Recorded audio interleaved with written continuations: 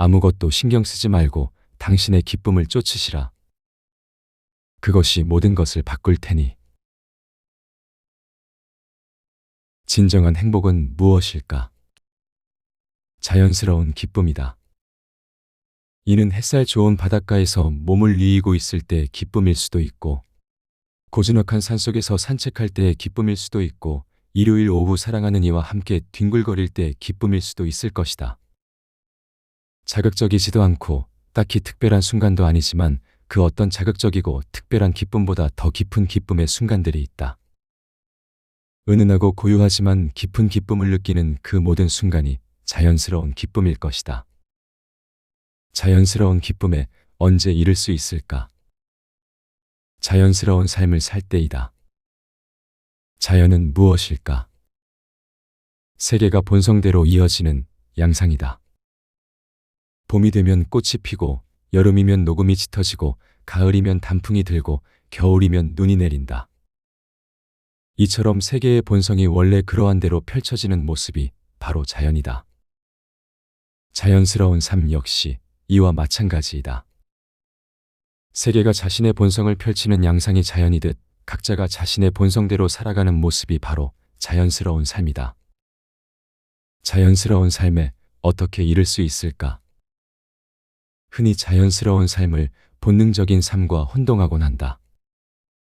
쉽게 말해 먹고 싶은 대로 먹고 자고 싶은 대로 자고 하고 싶은 일을 하며 사는 본능적인 삶을 자연스러운 삶이라고 여기곤 한다.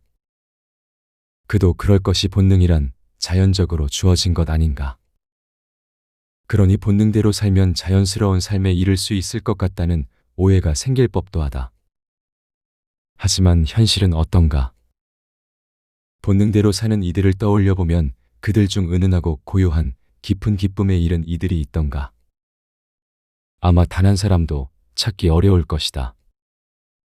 본능대로 사는 이가 누릴 수 있는 기쁨은 자극적인 기쁨이나 반발적인 기쁨뿐이기 때문이다.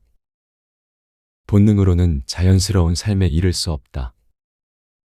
왜 본능적인 삶은 자연스러운 삶이 되지 못하는 걸까? 인간이 만든 문명이 인간의 본능을 왜곡하기 때문이다. 인간은 자연의 일부이지만 자연 안의 그 어떤 존재보다 부자연스러운 존재이다. 모든 인간은 문명에 길들여져 있기 때문이다. 인간 이외의 자연을 생각해보자. 파도는 단 한순간도 멈추는 법이 없다. 때가 되었는데 피지 않는 꽃은 없다. 늦잠을 자는 새는 없다. 맵고 짜고 달고 기름진 음식에 중독된 늑대는 없다. 자신에게 해를 끼치지 않은 대상을 미워하는 동물은 없다. 이처럼 자연 안의 모든 존재는 그 자신의 본능대로 흘러가는 것만으로도 자연스럽다. 하지만 인간은 어떤가? 매일 하던 일을 그만두고 싶어하고 때가 되었는데도 행동하지 않고 늦잠을 자고 싶어하고 맵고 짜고 달고 기름진 음식만을 먹고 싶어하고 자신에게 전혀 해를 끼치지 않은 일을 미워하기도 한다. 이런 일들 역시 모두 본능적인 반응이다. 그런데 이 본능은 자연스러운 본능이라기보다 문명에 의해 교란된 본능일 것이다. 바로 이것이 인간이 본능적인 삶으로는 결코 자연스러운 삶에 이를 수 없는 이유이다. 인간은 문명을 이룩한 죄로 자연스러운 삶에 이르기 위해 두 가지 대가를 치러야 한다. 그것은 성찰과 수행이다. 자연스러운 삶을 바란다면 성찰이 필요하다. 자신의 욕망이 문명에 의해 왜곡된 본능은 아닌지, 있는 그대로의 자신의 자연적 욕망은 무엇인지 스스로에게 물을 수 있어야 한다. 그리고 문명에 의해 왜곡된 본능적 욕망을 본성적 욕망으로 회복하는 수행이 필요하다. 그 성찰과 수행을 통해 비로소 자연스러운 삶으로의 전환이 가능하다. 이는 자신이 원하지 않았던 것을 원하는 삶으로, 자신이 원했던 것을 원하지 않는 삶으로의 전환을 의미한다. 즉, 자신이 진정으로 원하는 것을 원하게 되는 삶으로 나아가는 것이다. 그 전환의 과정을 통해 자연스러운 기쁨을 누릴 수 있게 된다. 나 역시 그러한 전환의 과정을 지나오고 있다. 나는 왜곡된 욕망을 욕망하는 삶에서 진정한 욕망을 욕망하는 삶을 지나오고 있다. 사실 나는 금욕주의적 수행승이 아니라 쾌락주의자에 더 가까울 것이다. 자연스러운 삶이 주는 기쁨을 누리고자 하는 쾌락주의자 말이다. 나는 지금 기쁨을 누리며 살고 있다. 술을 마시고 쇼핑하는 것보다 매일 글 쓰고 책 읽고 운동하는 것이 더 큰 기쁨이기 때문에 지금처럼 사는 것일 뿐이다. 아무런 규칙도 없이 사는 것보다 일정한 시간에 일어나고 식사하고 자는 것이 더 큰 기쁨이기 때문에 지금처럼 사는 것일 뿐이다. 나는 욕망을 따르는 기쁜 삶을 살아왔고 지금도 그렇게 살고 있고 앞으로도 그렇게 살아갈 요량이다. 만약 과거의 자극적이고 반발적인 기쁨이 지금의 자연스러운 삶이 주는 기쁨보다 더 큰 기쁨을 준다면 나는 기꺼이 과거의 기쁨으로 돌아갈 것이다. 나는 어떤 경우에도 기쁘게 살고 싶으니까. 하지만 아마 그런 일은 없을 것이다. 스피노자를 만나 자연스러운 삶이 어떤 것인지, 그런 삶을 살아내려는 과정이 얼마나 큰 기쁨을 선물하는지 알게 되었으니까. 자극적인 기쁨에 지쳤는가? 반발적인 기쁨의 공허함을 느끼고 있는가? 그렇다면 당신 역시 스피노자를 만날 시간이다. 당신에게 닿은 이 글이 자신의 본성을 발견하고 회복할 수 있는 각자만의 성찰과 수행을 촉발하게 되길 바란다. 각자의 왜곡된 욕망을 되돌아보고 진정한 욕망에 다가설 수 있게 되길 바란다. 그렇게 불안과 무의미를 넘어 자연스러운 삶에 이를 수 있게 되길 바란다. 자유. 자유롭게 살고 싶다. 이보다 더 간절한 소망이 있을까? 어찌 보면 우리네 삶 자체가 자유를 향한 발버둥 같기도 하다. 자유가 무엇인가? 어떤 것에도 얽매이지 않고 자기 마음대로 할 수 있는 상태. 이 상태가 되었을 때 자유롭다고 느낀다. 구체적으로 말해 자고 싶을 때 자고, 일어나고 싶을 때 일어나고, 직장에 가고 싶으면 가고, 가기 싫으면 가지 않을 수 있는 상태, 즉 무엇이든 내 마음대로 할 수 있는 상태를 자유롭다고 한다. 반대로 삶이 어딘가에 얽매여 자기 마음대로 할 수 없는 상태를 부자유하다고 한다. 자유는 드물다. 누구나 자유를 원하지만 정작 자유로운 사람은 드물다. 자유롭지 못할 때 흔히 그것을 자신의 역량 문제라고 여긴다.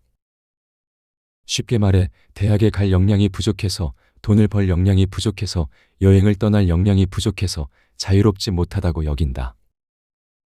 물론 그럴지도 모르겠다. 하지만 자유의 부재, 그것은 역량의 문제가 아니라 정의의 문제인 것은 아닐까? 자유로울 수 있는 역량이 부족해서가 아니라 자유를 잘못 정의했기에 자유롭지 못한 것은 아닐까? 마치 달릴 수 있는 능력이 부족해서가 아니라 잘못된 곳을 향해 달렸기에 목적지에 도달하지 못하는 상황처럼 말이다. 진정으로 자유를 원한다면 역량을 문제 삼기 전에 정의부터 살펴보아야 한다. 자유로울 역량이 있는가 보다 먼저 해야 할 질문은 진정한 자유는 무엇인가이다. 자유를 논하기 전에 먼저 부자유에 대해 알아보자. 스피노자는 부자유를 어떻게 정의했을까? 일정하고 결정된 방식으로 존재하고 작용하도록 다른 것에 의하여 결정되는 것을 우리는 필연적이라거나 오히려 강제된다고 말한다. 스피노자에 따르면 필연적인 것은 부자유하다. 필연적은 어떤 의미인가? 나는 필연적으로 가난해질 거야. 이 말은 내가 어떤 일을 하더라도 반드시 가난해질 수밖에 없다는 뜻이다. 즉, 필연적이란 자신의 자유의지와 무관하게 외부적 권인에 의해 결정되는 상태를 의미한다. 필연적인 것은 강제된다는 것이며 강제된다는 것은 부자유한 것이다. 이는 결코 난해한 이야기가 아니다. 길가에 핀 작은 꽃을 생각해보자. 그 꽃은 부자유하다. 햇볕이 드는 쪽에 핀 꽃은 활짝 피지만 그늘진 쪽에 핀 꽃은 그렇지 못하다. 또 햇볕이 드는 쪽에 핀 꽃이라 하더라도 바람이 거세게 불면 뿌리째 뽑힐 수도 있다. 그 꽃의 생장은 외부적 요소에 의해 필연적으로 결정된다. 이렇듯 일정하고 결정된 방식으로 존재하고 작용하도록 다른 것에 의하여 결정되는 것은 필연적인 것이며 그것들은 모두 부자유하다. 이는 비단 꽃만의 이야기일까? 우리 역시 마찬가지다. 우리는 언제 부자유하다고 느낄까? 필연적일 때다. 즉, 우리 자신이 일정하고 결정된 방식으로 존재할 수밖에 없고 또 그런 방식으로 살아갈 수밖에 없을 때 부자유하다. 생각해보라. 아무리 열심히 일해도 가난이 필연적으로 강제된다면 우리네 삶은 얼마나 부자유하게 느껴지겠는가? 그렇다면 이제 묻게 된다.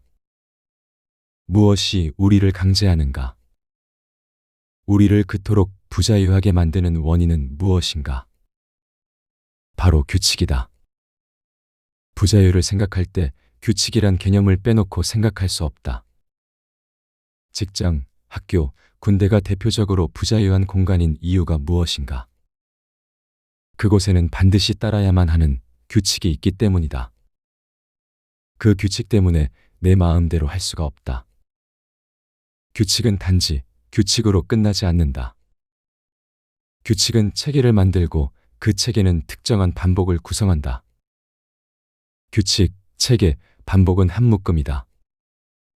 이 묶음에서 우리는 부자유를 느낀다. 규칙은 체계를 만들고 그 체계를 통해 지루한 반복이 만들어진다. 그 규칙, 체계, 반복으로 이루어진 삶은 필연적인 삶이며 그 속에서 우리는 결코 자유를 느낄 수 없다. 바로 이것이 자유를 원하는 이들이 일탈을 꿈꾸고 감행하는 이유다.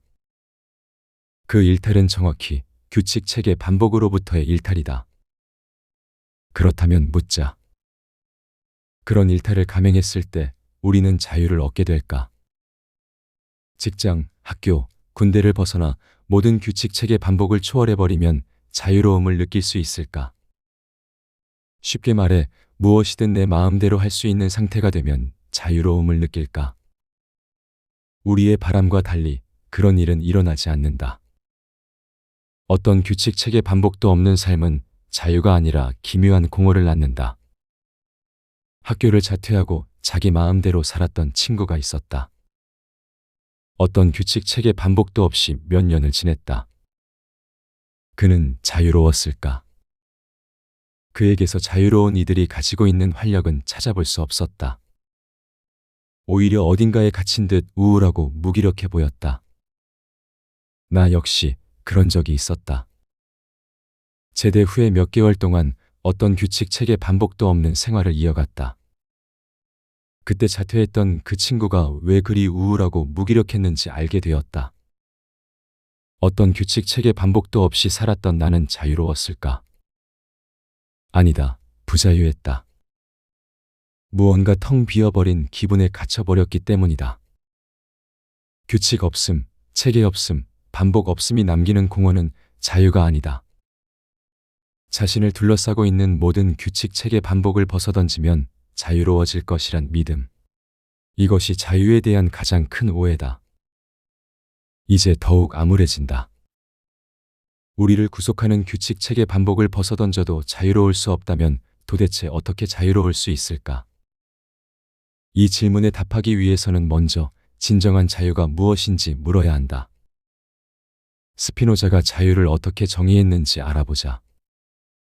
자신의 본성의 필연성에 의해서만 존재하며 자기 자신에 의해서만 행동하도록 결정되는 것을 우리는 자유롭다고 말한다. 스피노자에 따르면 필연성은 자유다. 필연적은 부자유이지만 필연성은 자유다. 거대한 폭포를 생각해보자. 폭포는 늘 위에서 아래로 거대한 물줄기를 떨어뜨리려는 본성을 지니고 있다. 폭포는 새들의 지저김, 주변의 바위들, 뜨거운 햇볕, 거센 비바람 등 어떤 외부적 요소에도 영향을 받지 않는다. 폭포는 폭포이기 때문에 아래로 떨어질 뿐이다. 폭포는 오로지 자신의 본성의 필연성에 의해서만 존재한다. 이처럼 자기 자신에 의해서만 행동하도록 결정되는 것은 자유롭다. 그 어떤 외부적 권인에도 영향을 받지 않기 때문이다. 길가에 핀 꽃이 부자유한 이유는 그 꽃의 생장이 외부적 권인에 의해 필연적으로 결정되기 때문이다. 반면 필연성에 의해 존재하는 것은 자유롭다.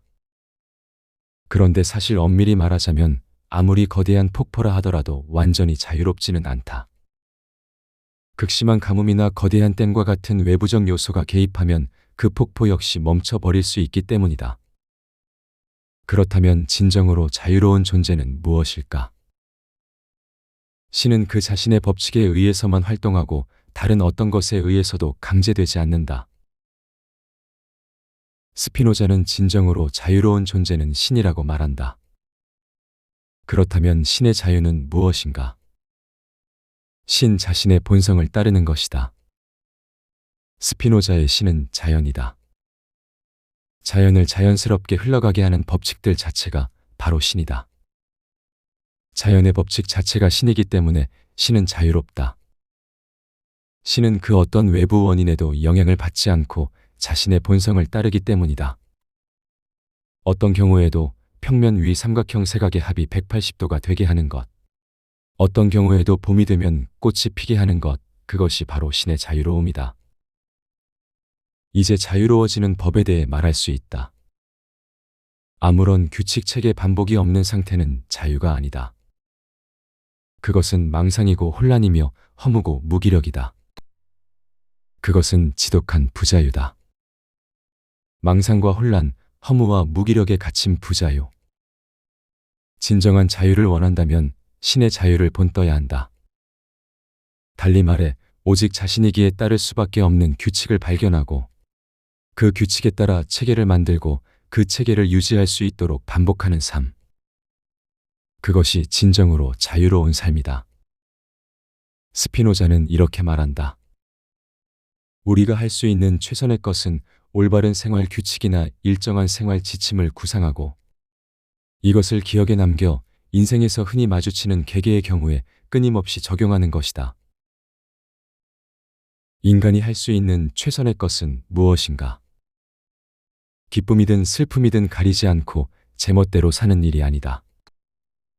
진정한 기쁨을 주는 생활 규칙이나 생활 지침을 마련하여 그것을 삶에서 부딪히는 계계의 경우에 적용하는 것이다. 즉, 자신의 삶에서 특정한 규칙 체계 반복을 관철하는 것이다. 예를 들면 매일 아침 달리기를 하는 것이 기쁨을 준다면 어디에 있든 누구를 만나든 매일 달린다는 생활 규칙이나 생활 지침을 지켜나가는 것이다. 여기서 중요한 것은 기쁨을 주는 규칙 체계 반복은 사회가 지정한 규칙 체계 반복이 결코 아니라는 사실이다. 직장을 성실히 다니는 사람을 생각해보자. 그는 매일 아침 6시에 일어난다는 규칙에 의해 형성된 체계를 반복하는 삶을 산다. 그는 부자유하다. 그의 규칙 체계 반복은 사회가 지정한 것이기 때문이다. 반면 글을 쓰기 위해 직장을 그만둔 사람을 생각해보자. 그 역시 매일 아침 6시에 일어난다는 규칙에 의해 형성된 체계를 반복하는 삶을 산다. 그렇다면 그 역시 부자유한가? 아니다. 그는 자유롭다. 자유는 규칙 밖이 아니라 규칙 안에 있다. 전날 과음을 했든 몸이 아프든 우울하든 여행 중이든 그는 자신의 본성의 필연성에 의해서만 존재하며 자기 자신에 의해서만 행동하도록 결정하기 때문이다. 그의 본성은 무엇인가? 쓴다는 것이다. 폭포의 본성이 떨어짐이라면 그의 본성은 씀이다. 그는 그 어떤 외부적 요소의 영향도 받지 않고 자신의 본성에 의해서만 행동하기 때문에 자유롭다. 우리를 부자유하게 하는 것은 규칙 체계 반복 그 자체가 아니다. 자신의 본성을 따르지 못하게 하는 사회 관습적 규칙 체계 반복이 우리를 부자유하게 하는 것일 뿐이다. 우리에게 슬픔을 주었던 것은 규칙 체계 반복이 아니라 사회 관습적 요구일 뿐이다. 놀랍게도 우리를 자유롭게 하는 것은 규칙 체계 반복이다. 우리의 본성을 따르는 그래서 우리에게 기쁨을 주는 규칙 체계 반복. 이제 진정한 자유가 무엇인지 명료하게 답할 수 있다. 모든 환경과 조건을 초월해서 제멋대로 하려는 것은 자유가 아니다. 그것은 우리네 삶을 부자유로 몰아넣을 방종일 뿐이다. 오직 자신이기에 따를 수밖에 없는 법칙을 발견하고 그 법칙에 따른 체계를 만들어 나가며 그 체계를 유지하기 위해 묵묵히 반복하는 삶. 그것이 진정으로 자유로운 삶이다. 진정한 자유는 규칙 밖이 아니라 규칙 안에 있다. 후회. 우리는 갖가지 후회를 하며 산다. 후회만큼 삶을 피폐하게 만드는 감정도 없다. 건강한 삶은 지금을 사는 삶이다. 하지만 후회는 퇴행적이다. 후회는 우리를 과거에 머무르게 한다. 후회하면 할수록 과거에 얽매여 지금의 삶에 집중하지 못하게 된다. 후회는 그렇게 조금씩 우리네 삶을 갉아먹는다. 먼저 스피노자가 후회라는 감정을 어떻게 설명하는지 들어보자. 후회란 우리가 정신의 자유로운 결심에 의하여 행하였다고 믿는 어떤 행위의 관념을 수반하는 슬픔이다. 스피노자에게 후회는 슬픔의 일종이다.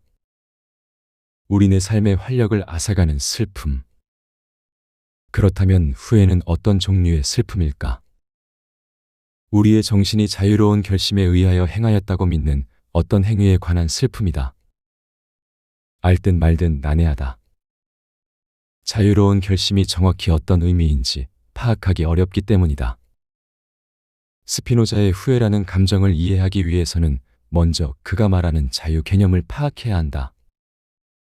스피노자는 자유에 대해 다음과 같이 이야기한다. 인간이 자신을 자유롭다고 믿는 것.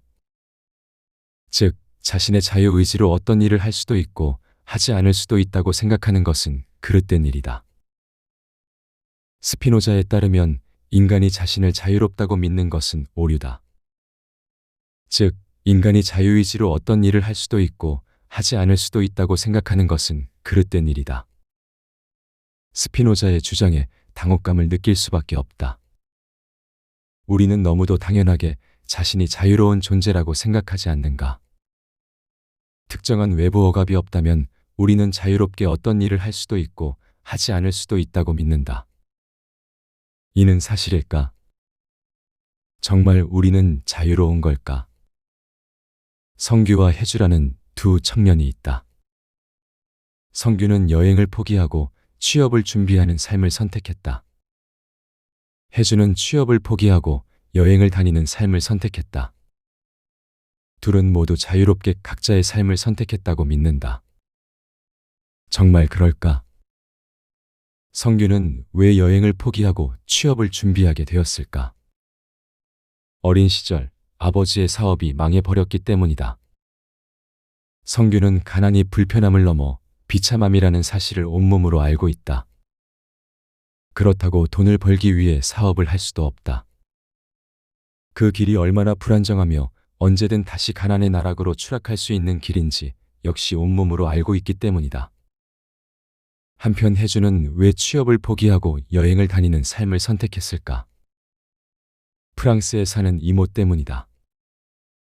이모를 보러 간 프랑스에서 돈보다 중요한 가치를 추구하는 친구들을 만났다. 그들과 교류하며 직장인 말고 다른 방식의 삶도 얼마든지 가능하다는 것을 온몸으로 알게 되었다. 성규와 해주는 모두 자신의 인생을 자유롭게 결정했다고 믿는다. 만약 해주가 외국에 사는 이모가 없고 가난에 시달리는 어린 시절을 보냈다면 어땠을까? 만약 성규의 아버지가 큰 돈을 벌어 아들을 유학이나 여행에 보내주었다면 어땠을까? 둘은 정반대의 삶을 살게 되었을지도 모른다. 즉, 두 청년의 결정은 자유의지에서 비롯된 것이 아니라 주어진 환경의 영향 아래서 벌어진 결과다. 그럼에도 이들은 스스로가 자유롭다고 믿는다. 어째서 이런 착각이 일어나는 것일까? 인간이 자신은 자유롭다고 믿는 그러한 의견은 단지 그들이 자신의 행동을 의식하지만 그들로 하여금 행동하게끔 결정하는 원인을 모르는 데서 성립한다. 그러므로 그들의 자유관념은 단지 자신들의 행동의 원인에 대한 무지일 뿐이다. 성규는 취업 준비라는 자신의 행동을 의식하고 있다. 하지만 그런 행동을 낳은 원인은 모르고 있다. 이것이 그가 자유롭게 취업을 준비하게 되었다고 믿는 이유다. 해주도 마찬가지다. 해주는 해외 경험이라는 자신의 행동을 의식하고 있다. 하지만 그런 행동을 낳은 원인, 프랑스의 이모와 친구들에 관해서는 의식하지 못한다. 그런 원인들을 모르기에 지금 자신의 삶이 자유로운 선택의 결과라고 믿게 된 것이다. 성규와 혜주가 스스로 자유의지를 가지고 각자의 삶을 선택했다고 믿는 것은 오류일 뿐이다. 자신에게 지대한 영향을 끼친 주변 환경에 대한 무지에서 비롯된 오류. 이처럼 인간은 자유의지를 가지고 자신의 삶을 선택한다고 믿지만 실제로는 그 선택이 어떤 원인으로 인해 결정된 것인지 모를 뿐이다. 이제 후회라는 감정이 무엇인지 조금 더 선명하게 알 준비가 되었다. 스피노자는 후회라는 감정에 대해 다시 이렇게 설명한다. 후회란 원인으로서의 자기 자신의 관념을 수반하는 슬픔이며 이러한 감정은 자기 자신을 자유롭다고 믿기 때문에 매우 강렬하다. 원하는 대학에 가지 못했다는 후회를 예로 들어보자. 이 후회는 원인으로서의 자기 자신을 떠올릴 때 발생하는 슬픔이다. 즉, 더 열심히 공부할 수 있었는데 그렇게 하지 않은 자기 자신을 떠올릴 때 발생하는 슬픔이다.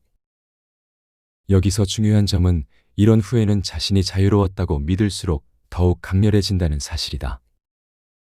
후회는 누구나 겪는다. 그러나 유독 더 크게, 더 자주 후회하는 이들이 있다. 이들에게는 하나의 공통점이 있다. 바로 과잉된 자의식이다. 과잉된 자의식이 무엇인가? 세상의 중심이 자신이라고 믿는 정서 상태다. 자의식이 과잉된 이들은 마치 자신이 신이라도 되는 것처럼 타자와 세상이 모두 나를 중심으로 돈다고 믿는다. 이들은 타자와 세상의 존재를 외면하고 온통 자신에 대한 생각으로 머릿속이 가득하다. 그래서 이들은 타자와 세상의 문제를 부지불식간에 모두 나의 문제로 연결짓는다.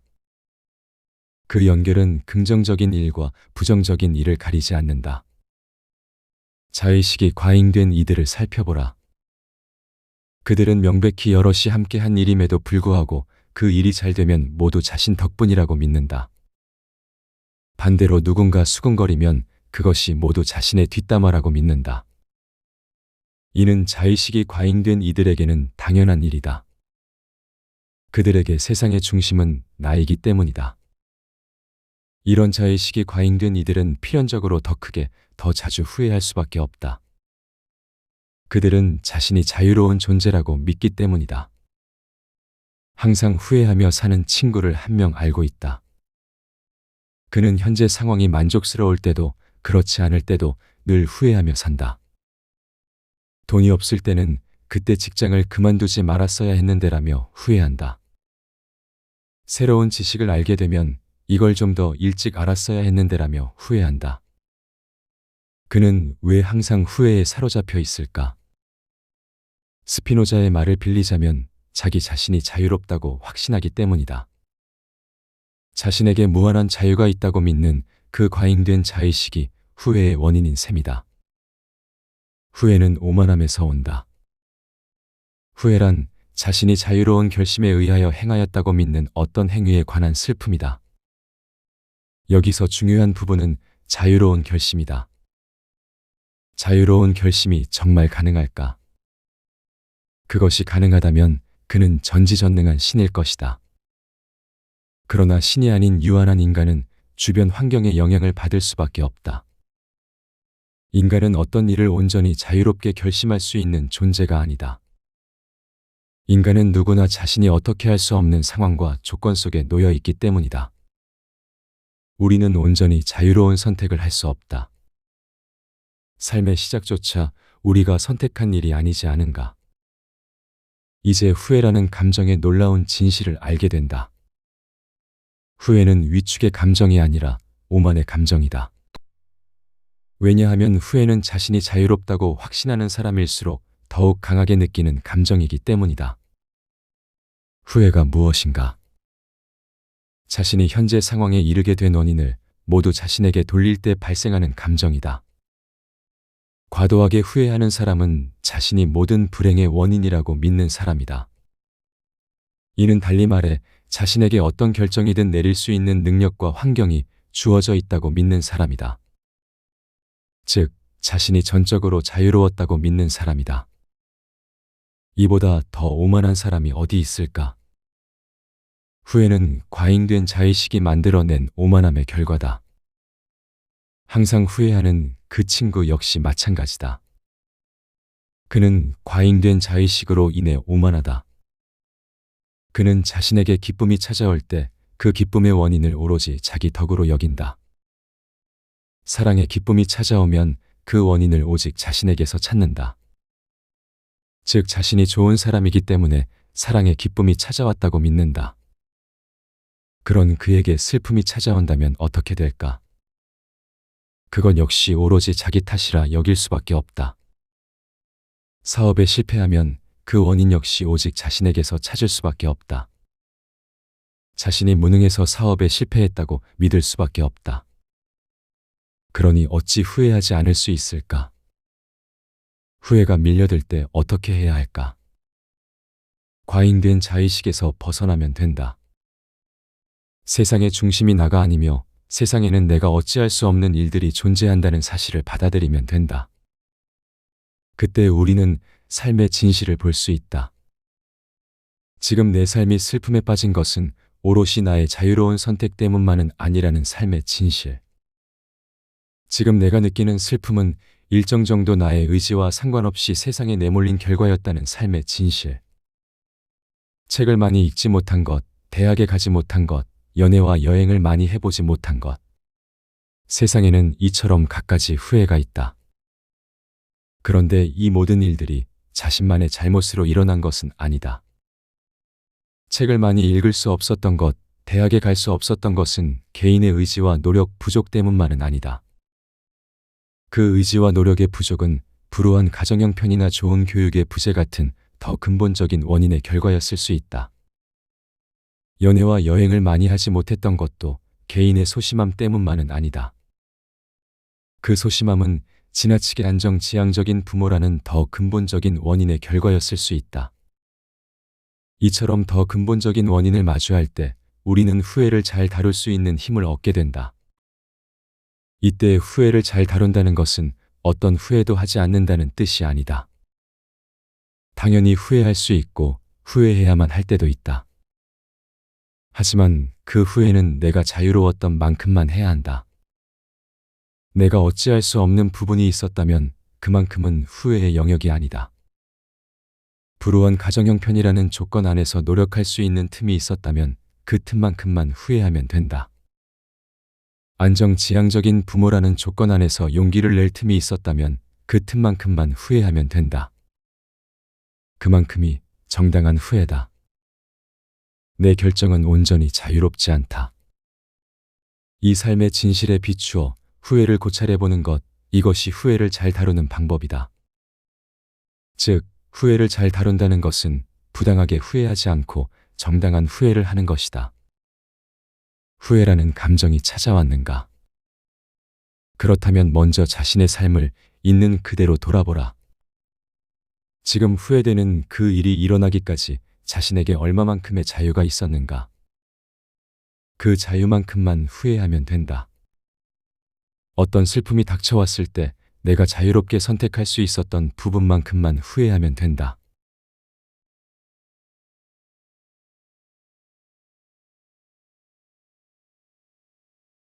누군가를 지독하게 사랑해 본 적이 있는 사람이라면 상대의 화려한 거칠의 너머에 있는 진짜 모습을 보고 싶어 하기 마련이다. 17세기의 고독한 철학자 스피노자에게 그 사랑의 대상은 바로 신이었다. 하지만 역설적이게도 신을 지극히 사랑했던 이 남자는 당대 유대교 사회로부터 무신론자라는 낙인이 찍힌 채 영원히 추방당한다. 그가 신을 부정했다는 비난은 사실 신에 대한 정의가 달랐기 때문에 발생한 오해에 가깝다. 스피노자가 해체하고자 했던 것은 인간의 형상을 한 채 보상과 벌을 내리는 초월적 인격신이라는 허상이었기 때문이다. 그는 사람들이 신에게 더 쉬운 허황된 분치를 걷어내고 빈틈없는 논리를 통해 신이 곧 유일한 실체이며 그 자체가 자연이라는 결론에 도달한다. 꽃과 나무, 인간에 이르기까지 모든 존재가 신의 속성이 표현된 결과물이라는 이 파격적인 선언은 당시로서는 신성모독이었으나 스피노자에게는 다른 의미였다. 신과 자연이 동일하다면 세계의 모든 일은 우연이 아닌 필연적 인과관계 안에서 일어난다.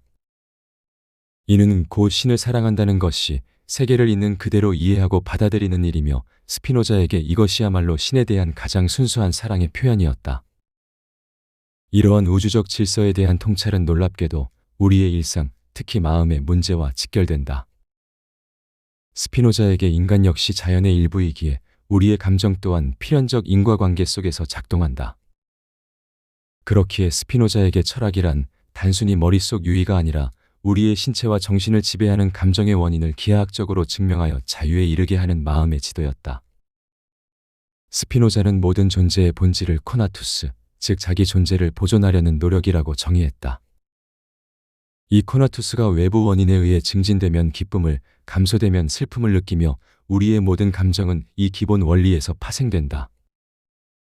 이 지도를 따라가다 보면 우리가 일상에서 겪는 감정의 실체가 선명하게 드러나기 시작한다. 누군가에게 느끼는 감정이 단순한 호감인지 아니면 인정받고 싶은 야심이나 신체적 욕정인지 구분하게 되는 순간 감정에 무지했던 상태에서 오는 예속은 힘을 잃는다. 스피노자는 인간이 감정을 완전히 억제할 수는 없지만 감정의 원인을 이해함으로써 수동적 정념에서 벗어나 능동적 인식으로 나아갈 수 있다고 말한다. 원인을 아는 것 자체가 무지에서 오는 혼란을 걷어내고 정신의 능동성을 회복하는 과정이며 바로 이것이 고통을 기쁨으로 전환하는 열쇠다. 결국 나의 본질인 코나투스가 어떤 감정에 의해 가로막혀 있는지 이해하는 만큼 불필요한 저항이 사라지고 삶은 가벼워진다. 그렇게 우리는 외부의 자극에 휘둘리지 않는 자연스러운 삶의 궤도에 진입하게 된다. 거대한 대자연의 질서 앞에 서면 마음이 평온해지듯 스피노자의 사유를 마주하는 일은 우리를 억압하던 감정의 노예 상태에서 벗어나 평온한 위안을 얻는 과정이다. 마음이 길을 잃고 헤매는 밤, 이 책을 통해 스피노자를 이론이 아닌 삶으로 만나보길 권한다.